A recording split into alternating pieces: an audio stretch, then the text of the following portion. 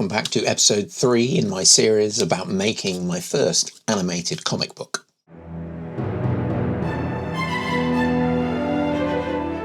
You may remember from the first video that I made a total mess of trying to make a canopy to go on top of the alien. The problem was I was using the wrong material. What I've got now is this lovely stuff, and this is actually made for the machine. It's a type of thermoplastic, so it will actually deform properly and become soft, not brittle, which was the problem we were having before. So it comes in these small sheets, 5 by 5 inches, exactly the right size for the machine. Perfect for these. As I say, they were originally meant for dentists, and they would put them, so if you're having a bridge or a brace or something made for your teeth, this is what they make them with. But this is perfect for modelling our little canopy top. So if you want to make something small, clear plastic, vacuum forming is a great way of doing it. I've also used a release agent on the buck I've made, the actual shape. So from my very first one, I've slightly adjusted the shape of the canopy. I've tapered the sides of it a little bit more to make it easier to release from the mould.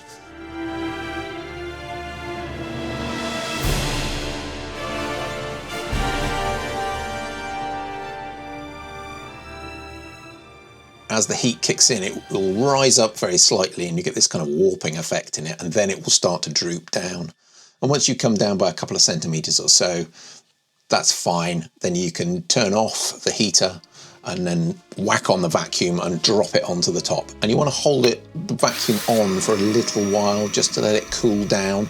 You don't want any residual heat in it just coming back and lifting off the model. So keep it on for 30, 40 seconds, something like that.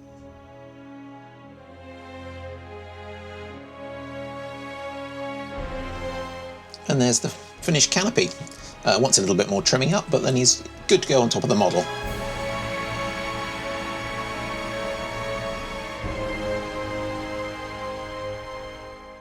All ready for the alien to go inside, which brings us on to sculpting. So we're going to be using Super Sculpey to make the alien head. This is a kind of clay that you just harden in a normal oven. It only needs to go to about 130 degrees for 15 minutes or something, and that'll harden it off. First I made a small model from tin foil just to get the volume that I needed, get it roughly the right shape, make sure it fitted into the canopy. Once I'd finished that, I made a tiny armature just from some aluminium wire, and that was then something that I could build the clay on top of.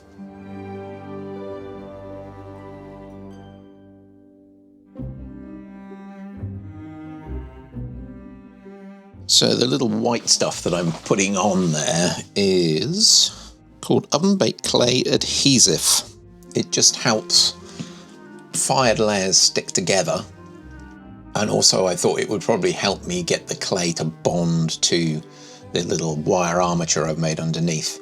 So between each firing stage, when I was putting some new clay over the top, I just added a little bit of this lovely white stuff. And that just helped everything bond together, and it worked really well. I probably fired this half a dozen times. Put it in the oven for 15 minutes. About half a dozen times probably, just as I was building up layers, and that just helped me. When I'd got something that I'd modelled to a reasonable level, I fired it, and I just figured that if I did that, then I wouldn't have my big fat fingers ruining the bit that I'd already got roughly right, because I'm holding on to it like this, and it's could have, I'd make a mess of it. I've gone back to the original sketch of the alien just to check roughly what I wanted him to look like, but I've kind of just allowed him to develop in a way that seemed right as I was sculpting it. I really enjoyed this sculpting phase. It's something I used to do at school. In art class, when we used to do ceramics or pottery or something, at school I went to, we never, I think I made a couple of pots, but they were coil pots. We never used a wheel school. But the kind of stuff I liked making when I was a kid was always more sculptural, weird, figures and things. So that was what I was into. So it was nice to get back to doing a little bit of physical sculpting. I do a bit of modelling, obviously, within the computer in the 3D environment, in a 3D digital environment. It's a very different experience modelling something physically rather than a computer. I wouldn't necessarily say it was more fun to do it physically. It's a very different experience doing it physically. You've got no undo button to start with. So very much like the difference between painting or using Photoshop to do something. There are pros and cons to both. I definitely wouldn't say that using a computer to do sculpting is bad.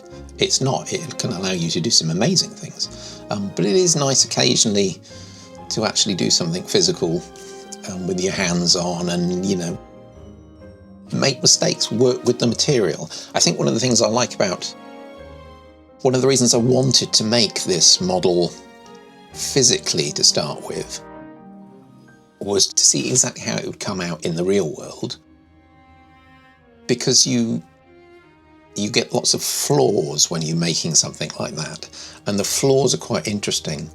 So assuming I continue to make some of these animations, and I've already got an idea for what I want to do for the next one, which will be made more within the computer in terms of its environment and animation. But I don't want to end up making things that look like they are Pixar movies. Pixar movies are great. They look wonderful.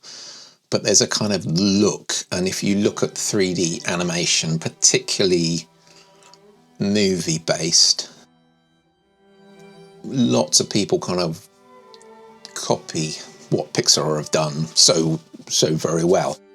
There's no point in me trying to do that because, there's one of me. I'm not going to be able to make a Pixar movie, and Pixar already make them brilliantly. Why would I bother? So I want to make something that looks quite different. And I think a way into finding that different style will be to make some of the models or do some of the design work in the real world with physical materials and see what I can discover by making some of the initial models physically. Once I've got those, I'll then have a look at various methods of getting them into the computer. So it could be that I then try and digitize them in some way, or it could be I just simply build them from scratch using the physical model as a guide. Don't know, we'll see about that when I get onto the next project. But I think it will allow me, I hope it will allow me to create something which looks interesting and unusual and, looks like something that I've made rather than me trying to copy what other people are doing. So I'm using a variety of tools to help with the sculpting. I think these, the metal ones are actually dentistry tools. So this whole project has turned into using dentistry equipment really for some reason. Building up the layers by just rolling out a little sort of worm of clay and then popping him on there and blending it in with the tool, and that's given me a little ridge part on the nose, and it just felt like it was easier to build up shapes like that by adding these pieces of clay on to get a kind of clean edge, clean ridge on it. That it felt like a more natural way to model it rather than just trying to model it straight into a lump and then kind of pushing it away. Part of that might be having not done any modelling for a long time, a kind of nervous, kind of going at it in a little bit of a gingerly fashion, as it were. Not really having confidence in the way I'm doing it. I'm just building it up, flying by the seat of my pants kind of thing. I don't really know what I'm doing, so by building it up gradually like this allowed me to find some forms that I liked. On his face, you can see I started to slightly facet parts of the face, and I do some more of that later, and I quite like the way that came together. And again, that was just something, if I'd modelled it in a computer, I might not have done it that way. I might have been able to keep everything perfectly smooth, but as I was working on the real life, as I was working on it in real life, it felt like the right way to do it. Maybe because it was covering some errors in the modelling, but it gave me a look I hadn't anticipated, and I liked that kind of thing, so I ran with it. I decided to add a little sort of egg-like structure at the back. He does have a kind of alien feel to the head, a little bit. Don't know if any of you are watching Alien Earth, which is just started on TV at the moment, and it's actually quite good. I would have to recommend it, even though I don't particularly like scary things. But yeah, I kind of, maybe because I was looking at him thinking he looked a bit like an alien, and I thought there's a bit of a gap on the back here, so I'll add a sort of egg-like structure underneath. It's quite a nice way to work, having just a rough sketch of the direction I want to go in, but not religiously sticking to the design. I haven't done that with the actual modelling of the creature's body and his suit parts, as it were, and I'm not worried about it too much with the sculpting of his head. It's similar to the drawing I originally did, but it's again working with the materials I've got, seeing what looks good as I'm modelling it, keeping that bit, and if something's not working, just getting rid of that bit, changing it. None of what I've made here really makes much sense. He's kind of got slightly 1950s cockpit inside here with little screens, and it's not quite got keyboards, but it's almost like that. I wasn't worried about that at all. It just sort of looked right, so I thought I'd go with it. For his main hands, I just made a couple of little holes in the clay and then added some wire, bent them to the proportion I wanted, and then I'll coat those with clay just to give me the hands to operate the controls inside his little walking spacesuit. As I've built him up a bit, it's quite important to keep popping him back inside the model again, because it would be quite easy to get a little bit carried away with the sculpting and forget that he does actually have to fit into quite a confined space. And I don't want to go and model something that then I've got to throw away. Just adding some large pieces on the side of the body here, and it's just to suggest the way in which his body might connect to the legs outside. So it's kind of implying that that's where they're starting off, and then they reach through the side of the spacesuit.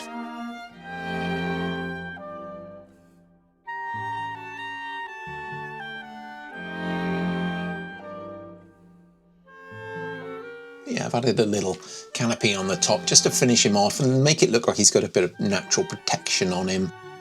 And again, as I was adding this, I started to work in some of that faceted aspect just because I quite like the look of it, and I thought it was a little bit different. It worked out well with the way the model came together. So I kept, that was a happy accident that I kept. And after a final firing, here he is. Again, he's got a bit of that cooked chicken look about him at the moment, which is not wildly appealing. But other than that, I'm really pleased with how he's come out. You can see I've also coated the wire arms with some of the Super Sculpey adhesive.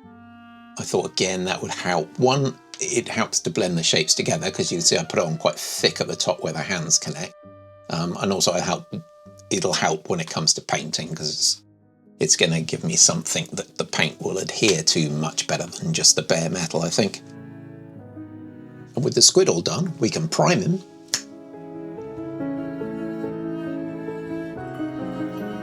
And now let's paint the rest of the model.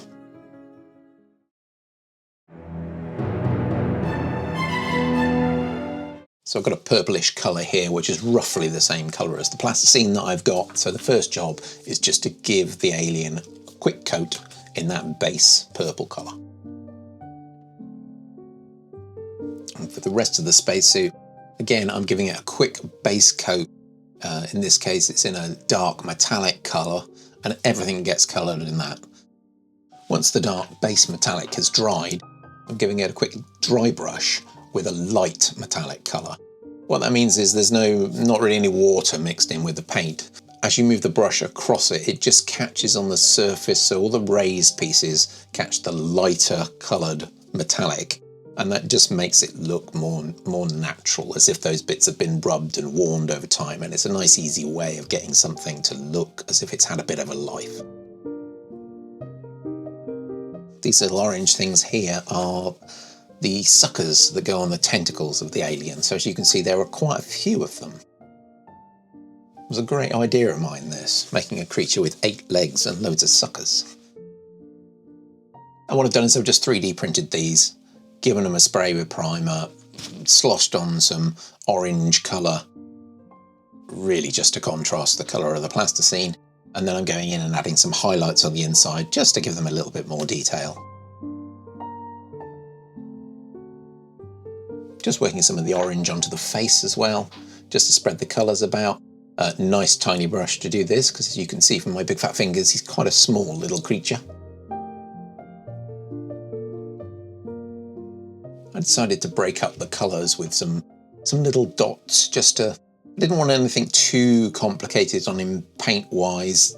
Again, the idea for this is I'm going to use this model to do the drawings for the actual animated comic. So he himself doesn't appear in the comic, this actual model doesn't appear in the comic. But I was kind of enjoying painting him, and I thought I'd add a little bit of detail. I have him now sat in my window here at home, so the kids that walk to school go straight past my front door, so I occasionally hear them stopping and looking at this strange little creature that's in the window and squealing and saying, "What's that?" So it's quite nice that he's painted up with some detail. Inside the spacesuit, you can see this is the kind of control area where the Squid operates his spacesuit from, and he's got little screens and things in there. And again, by painting everything in with the metallic colour first, as I go around and just leave little bits of metal showing as I apply the paint, it gives me a really nice worn texture, and I think it looks better than painting everything with paint and then adding metallic on top on the highlights.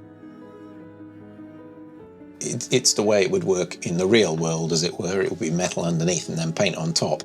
And when you're painting it, I think you get a better result if you do it this way around. And I've given him a couple of coats just to build this up steadily. Even though it's worn paint, it wants to look quite solid in some places in order to sell the worn look, as opposed to it just being badly painted.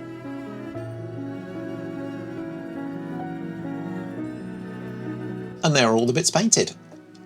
Almost looking like an alien squid. Got all his legs ready to be attached.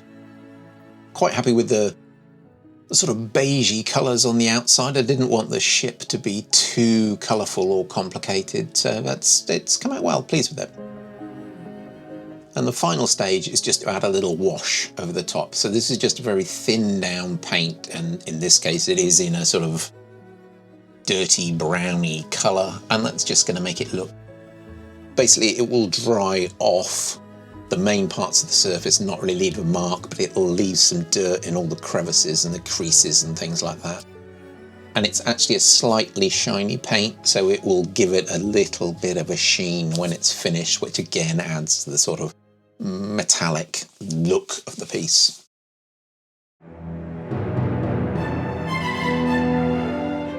So just squeezing the plasticine around the main wire, which if you remember is just a twisted aluminium wire, and that's going to give it some support, allow everything to bend so we can get the shape when we're posing this as it's done. And it's quite easy, just twisting on the plasticine, going to add a little bit of texture to it as we go, and then I'll apply the little suckers. They're just made with they've got a little kick on the underside of them so the plasticine can wrap around them a bit at the back, and that seems to be holding them in reasonably well. And with all the suckers on, it's time to assemble all the bits we've got. So again, I built this little base just to take the weight of the beast. I want to be able to pose it in all sorts of interesting ways, and that might mean that just the legs alone won't be enough to hold the body up. So it just seemed like an easy way of doing things. Just did a little initial pose just to see what he would look like, it was kind of the fun bit, having done all the painting and, put the tentacles together and stuff. It was finally, this was the first time I'd actually seen him all together. And I didn't know exactly what he was going to look like until I got to this point. So it was quite nice to play with him, just to see what kind of emotion I could get from him.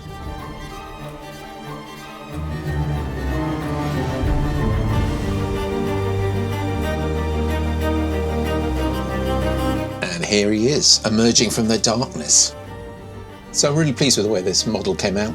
I'm glad I decided to do it this way, making him in the real world to then use as a guide for the drawing and the work within the computer. He's come out really nicely. Looks quite different from anything else I've seen before, and yeah, really pleased with him. I hope you enjoyed this video. In the next one, we'll be taking these photographs and starting to draw our actual panels for our animated comic. But that's for the next video. I hope you enjoyed this video. Please hit like and subscribe, and I'll see you in the next one.